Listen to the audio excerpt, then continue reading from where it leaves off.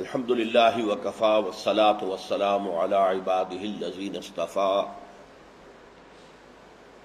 خصوصاً علی افضلهم وخاتم النبیین محمد الامین وعلی آلہ وصحبہ اجمعین.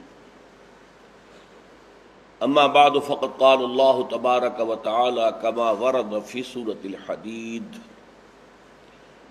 اعوذ باللہ من الشیطان الرجیم بسم اللہ الرحمن الرحیم. آمنوا باللہ ورسولہ وانفقوا مما جعلکم مستخلفین فیہ فالذین آمنوا منکم وانفقوا لهم اجر کبیر.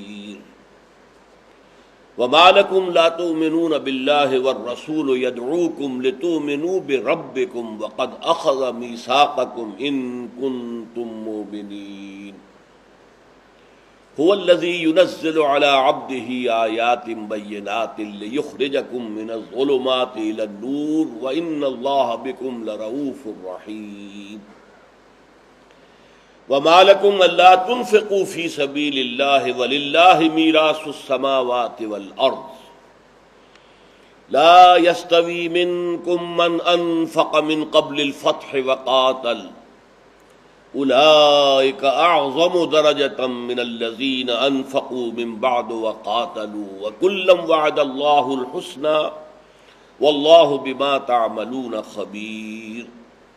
من ذا الذي يقرض الله قرضا حسنا فيضاعفه له وله أجر كريم. صدق الله العظيم. رب اشرح لي صدري ويسر لي أمري واحلل عقدة من لساني يفقهوا قولي. اللهم ربنا ألهمنا رشدنا وأعذنا من شرور أنفسنا.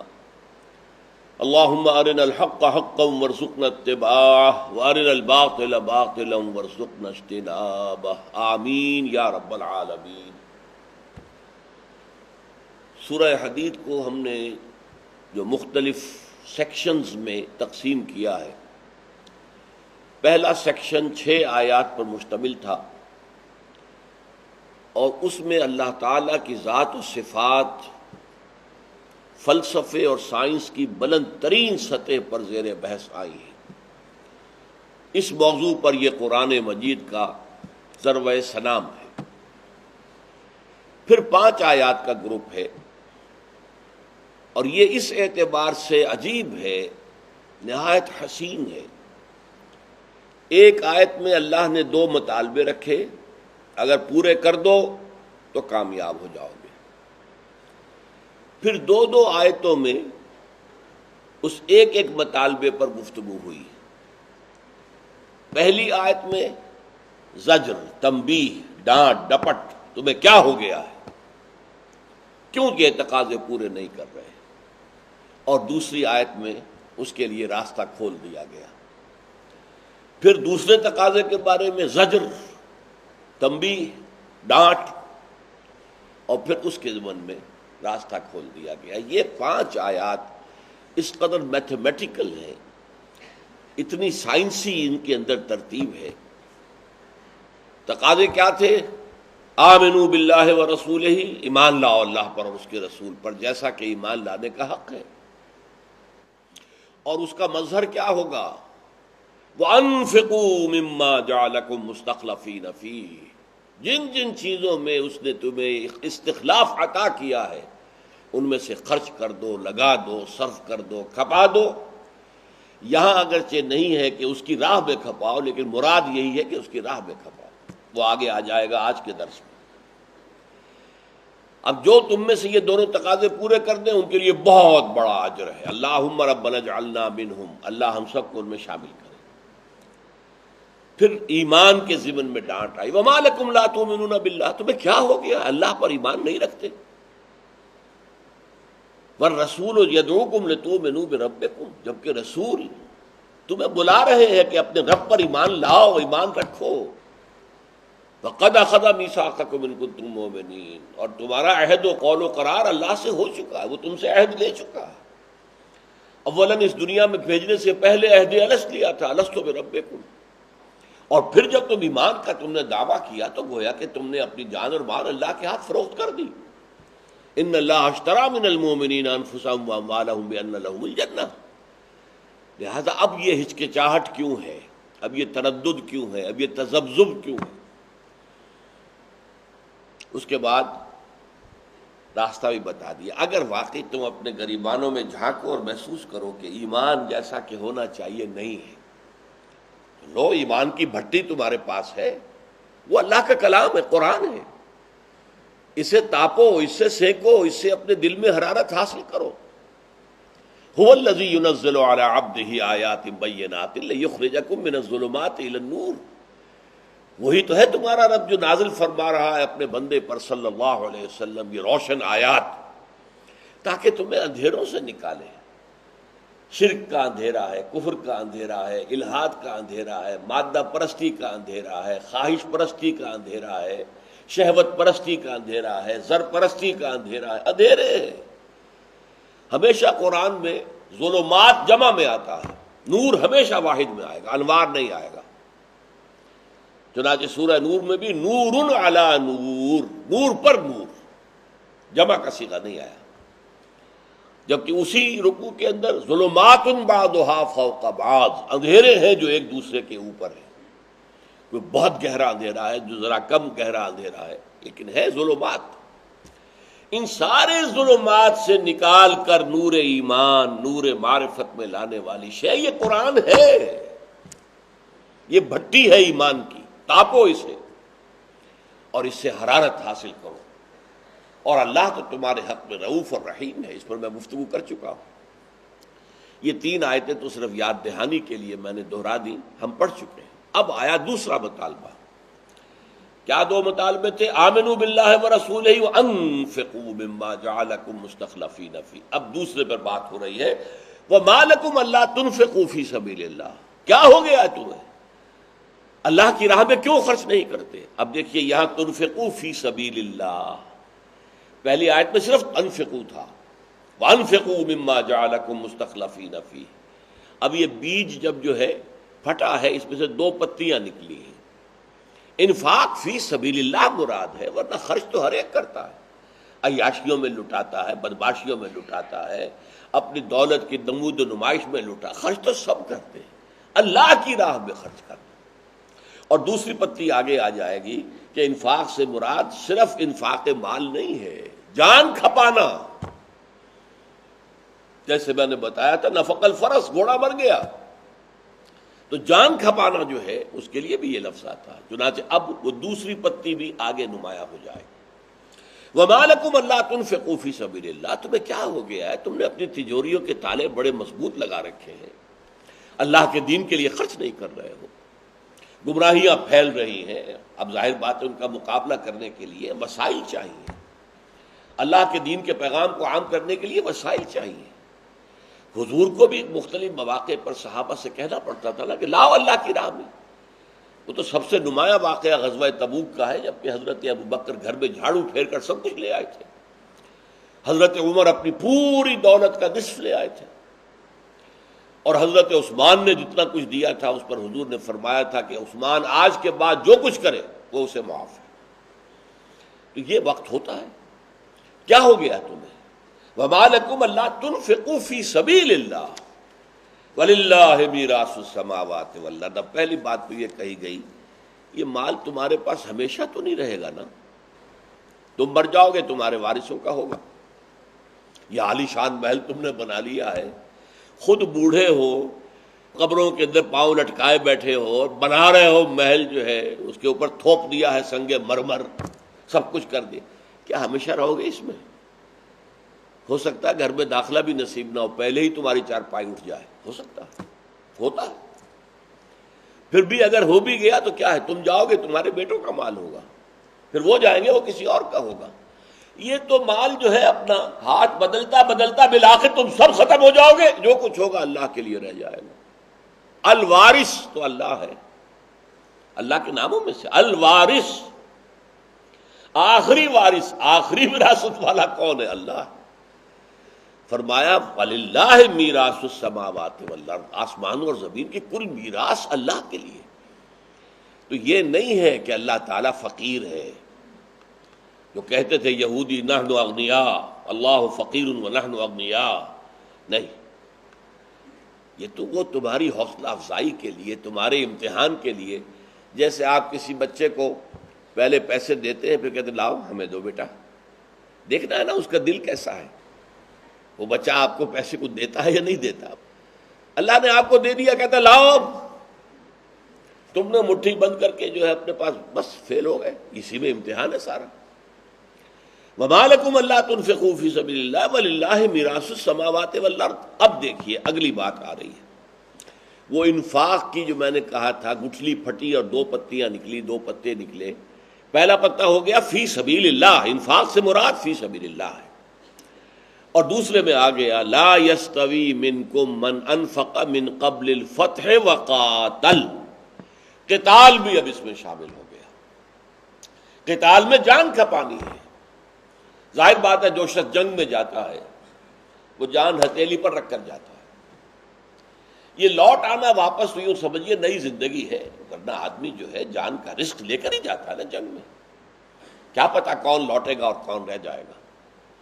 تو یہ جان کھپانا، اب جان کھپانا ایک اور بھی ہے، آپ اپنا وقت نکالیں گے تو اللہ کے دین کی دعوت کو عام کریں گے، آپ اپنا مال خرچ کریں گے، جان کھپائیں گے، وقت لگائیں گے، تبھی تو آپ کو اقامت دین کی جد و جہد میں اپنا کچھ حصہ ڈال سکیں گے۔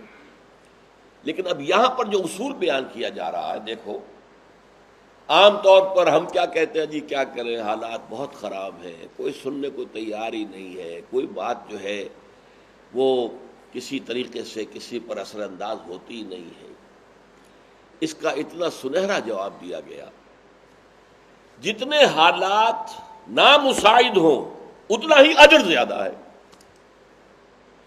جتنے حالات آسانی کے ہو جائیں اتنی ہی اجر کے اندر کمی ہو جائے گی۔ آپ کی کوانٹٹی آف انفاق، کوانٹٹی آف بذل نفس، آپ کی محنت اور انفاق، اس کی ویلیو اللہ کے ہاں معین ہوگی اس ماحول کی مناسبت سے کہ جس میں آپ نے وہ کام کیا۔ اگر حالات بڑے مخالف ہیں، نامساعد ہیں، بہت ہی شدائد ہیں، اس میں آپ نے نیکی کی ہے تو اس کا درجہ اللہ کے ہاں بہت بلند ہے۔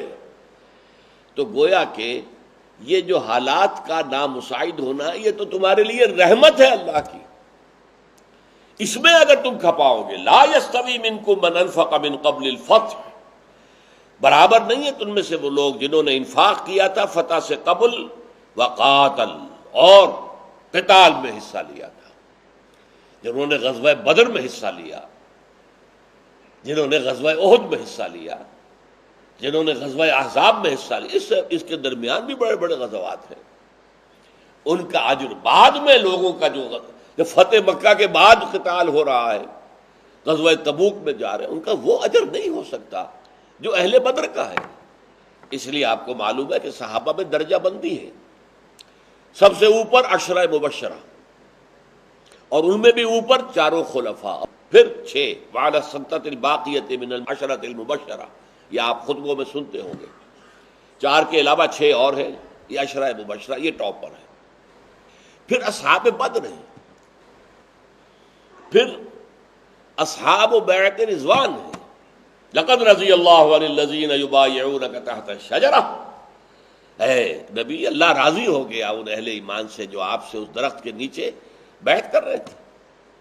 پھر وہ لوگ ہیں جو فتح مکہ سے پہلے ایمان لے آئے، پھر وہ ہیں جو فتح مکہ کے بعد ایمان لے آئے، تو یہ درجہ بندی بھی ہے۔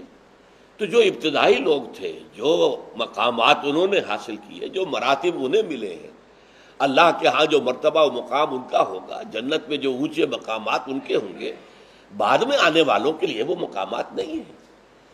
اس وقت اسلام کا لفظ زبان سے نکالنا گویا کہ معاشرے کو چیلنج کرنا تھا، ہر طرح کی مخالفت شروع ہو جائے گی، مار پڑنی شروع ہو جائے گی، تکلیفیں آئیں گی، مصائب آئیں گے۔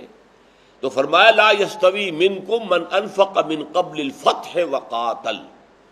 اب یہاں فتح سے مراد 2 ہو سکتے ہیں، ایک ہے جس کو صلح حدیبیہ کو، جسے خود قرآن مجید نے انا فتحنا لک فتحا مبینا قرار دیا، تو وہ بھی فتح ہو سکتی ہے اور وہ فتح ہے۔ لیکن ایک فتح وہ ہے جو عام لوگوں کی نگاہ میں فتح ہے، وہ فتح مکہ ہے۔ اگرچہ عرب میں کوئی فارمل ایک مرکزی حکومت نہیں تھی، کوئی نظام حکومت نہیں تھا، بس قبائل تھے. جیسے آج کل ہم کہتے ہیں کہ افغانستان میں مرکزی حکومت تو کابل اور اس کے گرد و نواح تک محدود ہے، باقی تو وار لارڈز بیٹھے ہوئے ہیں، اپنے اپنے علاقے کے وار لارڈز ہیں، ان کا کنٹرول ہے. تو وہاں وہ وار لارڈز کی بجائے کیا تھے؟ قبائل تھے، اپنے اپنے قبیلے کے اپنے علاقے مخصوص ہیں. بس قبائل میں آپس میں صلح بھی ہے، ایک دوسرے کے ساتھ حلیف ہونے کا رشتہ بھی ہے، ایک دوسرے کے حریف ہونے کا رشتہ بھی ہے، دشمنی بھی ہے. لیکن یہ کہ مکے کو ہر اعتبار سے مرکزی مقام کی حیثیت حاصل تھی. اسی لیے قرآن میں اس کو کہا گیا ام القری، تمام بستیوں کی ماں، جڑ. جیسے سورہ فاتحہ ام الکتاب پوری قرآن کے لیے گویا کہ بنیاد کی حیثیت رکھتی ہے. تو یہ جو ہے بستیوں کی ماں مکہ تھا. ایک تو مذہبی اعتبار سے خانہ کعبہ ہے، اس کو سب مانتے تھے کہ ابراہیم کی بنائی ہوئی عمارت ہے ہمارے جد امجد کی. پھر اس میں تمام قبیلوں کے بت رکھے ہوئے، 360 بت جو ہیں وہ صرف قریش کے تو نہیں تھے، سارے قبیلوں کے تھے. وہ گویا کہ ہاسٹیج ہے مکے والوں کے پاس کہ ذرا کوئی قبیلہ مکے والوں کے خلاف کوئی اقدام کرے گا تو اس کا جو خدا ان کے پاس رکھا ہوا ہے وہ گویا کہ یرغمالی اس کی گردن مروڑیں گے، توڑیں گے، پھینک دیں گے باہر. لہذا ان کی ایک حیثیت تھی، چاہے کوئی فارمل گورنمنٹ نہیں تھی، اسے ہم اس معنی میں دارالخلافہ نہیں کہہ سکتے، لیکن مانند وہ دارالخلافہ تھا. تو عرب والوں نے تب مانا ہے اسلام کو ایک اصل طاقت جبکہ مکہ فتح ہو گیا. اس کے بعد اذا جاء نصر اللہ والفتح ورأیت الناس یدخلون فی دین اللہ افواجا، اب فوج در فوج لوگ آ رہے ہیں، قبیلوں کے وفد آ رہے ہیں، وفد پر وفد، وفد پر وفد ایمان لا رہے ہیں، اسلام قبول کر رہے ہیں. اب جو لوگ ایمان لائے ان کا درجہ وہ ہرگز نہیں ہو سکتا، بلکہ ہم سورہ الحجرات میں پڑھ چکے ہیں کہ یہ جو بدو اب ایمان لا رہے ہیں، قالت الاعراب آمنا، ان کا دعویٰ یہ کہ اب ایمان لے آئے. قل لم تؤمنوا، اے نبی سے کہہ دیجئے تم ایمان شیمان ہرگز نہیں لائے ہو، ولیکن قولوا اسلمنا، یوں کہو ہم اسلام لے آئے، ہم نے اطاعت قبول کر لی، وی ہیو سرنڈرڈ، دیٹس آل. ولما يدخل الايمان في قلوبكم، ابھی تک ایمان تمہارے دلوں میں داخل نہیں ہوا. ہاں جس کے دل میں داخل ہو جائے گا، اللہ اور اس کے رسول کی خلوص اور اخلاص کے ساتھ اطاعت کرے گا، ایمان آ جائے گا، لیکن ابھی نہیں ہے.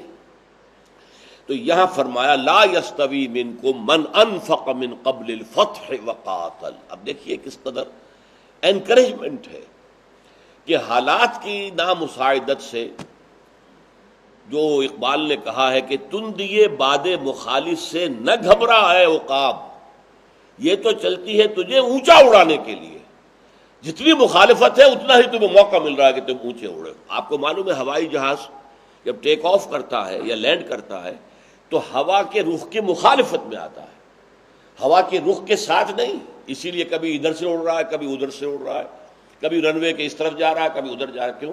ہوا کی مخالفت.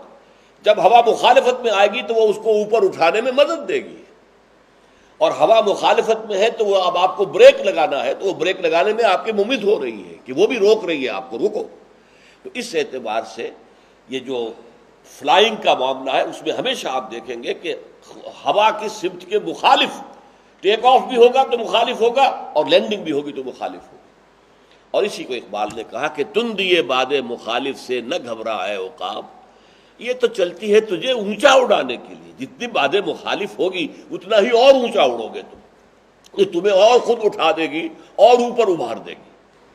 تو لا یستوی منکم من انفق من قبل الفتح وقاتل اولئک اعظم درجۃ من الذین انفقوا من بعد وقاتلوا، وہ بہت اونچے ہیں، عظیم تر ہیں درجے کے اعتبار سے ان لوگوں سے کہ جنہوں نے انفاق کیا بعد میں، یعنی بعد الفتح، وقاتلوا اور قتال کیا. یہ درجات رہیں گے، ان میں کوئی فرق جو ہے وہ ختم نہیں ہو سکتا. اسی لیے السابقون الاولون من المہاجرین والانصار، جو اب اولین ایمان لانے والے ان کے جو درجے ہیں بعد میں آنے والے ان درجات کو حاصل نہیں کر سکتے. اسی لیے کہا گیا مقربون جو ہوں گے قیامت کے دن، اولئک المقربون، وہ مقربون سلۃ من الاولین وقلیل من الاخرین، پہلوں میں سے بہت کثیر تعداد میں ہوں گے، بعد والوں میں سے شاذ شاذ کوئی ہوگا جو اس مقام کو پہنچے گا.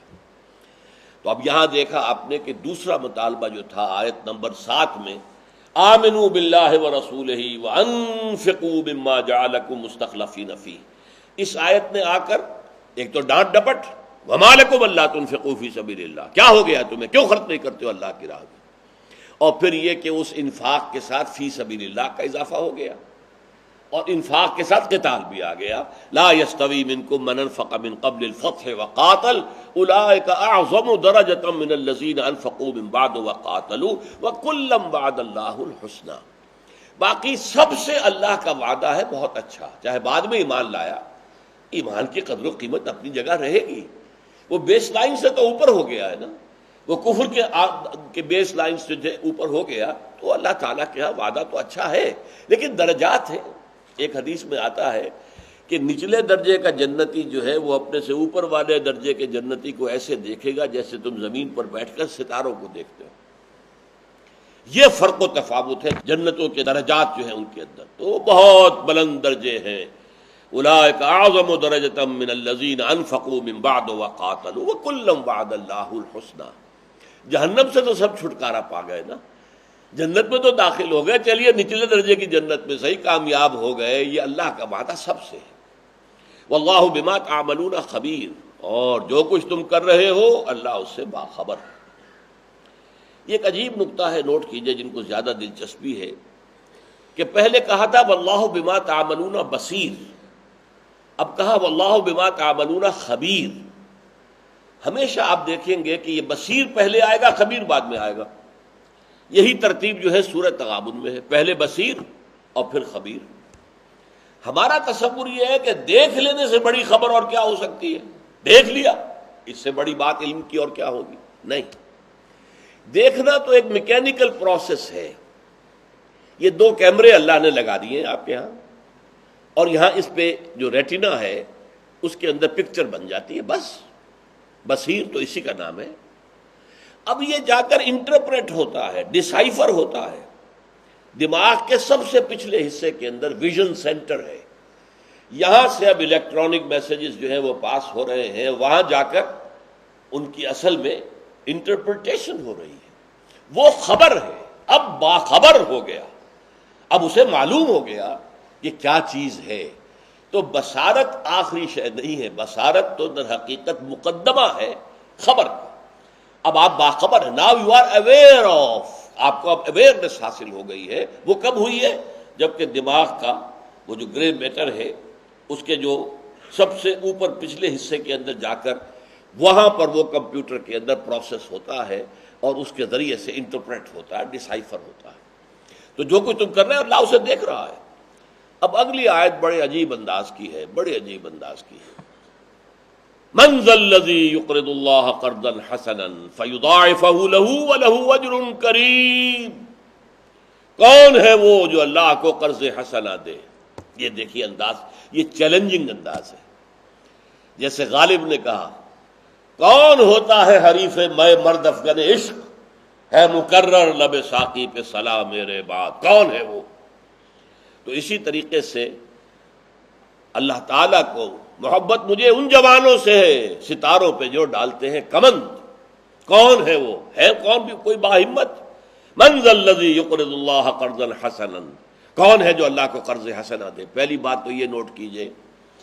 اب اس سے اونچی زیادہ حوصلہ افزائی کی بات کیا ہو سکتی ہے کہ اللہ کہتا ہے اگر میرے دین کے لیے خرچ کرو گے تو مجھے قرض دے رہے ہو۔ اللہ تو غنی ہے، وَلِلَّهِ الْخَزَائِنُ السَّمَاوَاتِ وَالْأَرْضِ، آسمان اور زمین کے سارے خزانے اسی کے ہاتھ میں۔ لیکن میں نے کہتا ہے بچے کو آپ دیتے ہیں پیسے اور پھر کہتے ہیں ہمیں دیجئے، آپ کو دیا ہے دیتا اور کہتا ذرا مجھے دو، قرض دو، مجھے قرض دو، ہے ہمت؟ اس لیے کہ قرض دینے کا مطلب یہ ہے کہ وہ مال اب دنیا میں تو تمہارے کام نہیں آ سکتا نا، وہ تو گیا، آخرت کے بینک میں جمع ہو گیا۔ آخرت پر یقین ہوگا تب کرو گے نا، آخرت پر یقین ہی نہیں ہے تو معلومہ ضائع ہو گیا جو کچھ دیا ہے، خام خواہ کس لیے؟ آخرت کا یقین۔ من ذا الذی یقرض اللہ قرضا حسنا، ہے کوئی باہمت؟ کون ہوتا ہے حریف میں مرد افغن عشق، ہے مقرر لب ساقی پہ صلا میرے بعد. اب کون ہے جو آئے میدان کے اندر؟ من ذا الذی یقرض اللہ قرضا حسنا فیضاعفہ لہ، پھر وہ اس کے لیے دگنا کرے گا، کرتا رہے گا، اضافا مضاعفا، بڑھاتا رہے گا. قرض حسنہ دنیا میں اسے کہتے ہیں کہ جس پر آپ کوئی سود نہ لے، کوئی اضافہ نہ لے. اللہ کو قرض حسنہ دو گے تو وہ 70 گنا 700 گنا بڑھتا چلا جائے گا. سورہ بقرہ میں تمثیل ہے گندم کے ایک دانے سے جو اس کا پودا نکلا ہے، اس میں 7 سٹے ہیں، اور ہر ایک سٹے میں 100 دانے گندم کے ہیں، تو ایک دانے سے 700 بنتے ہیں کہ نہیں؟ اللہ تعالیٰ کے ہاں تمہیں ایک ایک نیکی کا 700 گنا، بلکہ اس سے بھی زیادہ. واللہ یضاعف لمن یشاء، یہ 700 تو مثال کے طور پر کہہ دیا ہے، اور اللہ دگنا کرے گا جس کے لیے چاہے گا. یہ قرض حسنہ وہ ہے کہ جس پہ وہ نفع ملے گا جس کا تم تصور نہیں کر سکتے. وَلَهُ أَجْرٌ کریم، ایک تو وہ مال جو کا تم بڑھا ہوا مل جائے گا تمہیں، اور پھر اجر کریم، اللہ کی طرف سے اضافی بدلہ ملے گا، اجر ملے گا. اب یہاں سوال پیدا ہوتا ہے قرض حسنہ کسے کہتے ہیں؟ علماء کرام نے اس میں بڑی محنتیں کی ہیں.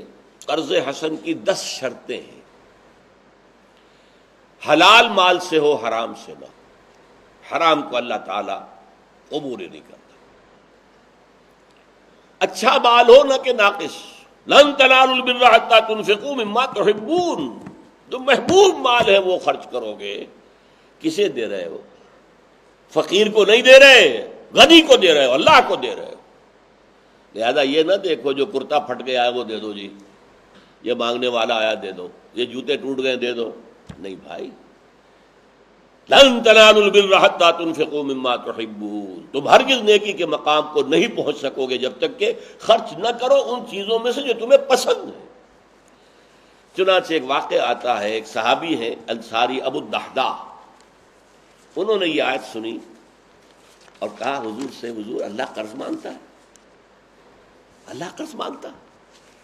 دیکھیے ہم لوگ تو یہ باتیں سن سن کے سن ہو گئے ہیں، سنتے ہیں اور سن ہو جاتے ہیں. وقتی لذت لے لی ذرا، کچھ کیف و سرور، کچھ ایمان کی کیفیت، پھر وہی کہ وہی غمی جنبت نہ جنبت بن محمد. صحابہ کا حال کیا تھا؟ حضور اللہ قرض مانگتا ہے. فرمایا ہاں. عرض کیا دیکھیے میرا بہترین باغ جو ہے وہ فلاں ہے، اس میں 600 درخت ہیں کھجور کے، اور میری رہائش بھی ہے، میں نے دیا، میں نے اللہ کو دیا. حضور نے قبول فرما لیا. اس سے بڑا باغ پورے مدینے میں کوئی نہیں تھا. اب یہ گئے گھر خوشی میں، یہ نہیں کہ یہ کیا کر بیٹھا میں سب کچھ دے دیا، نہیں،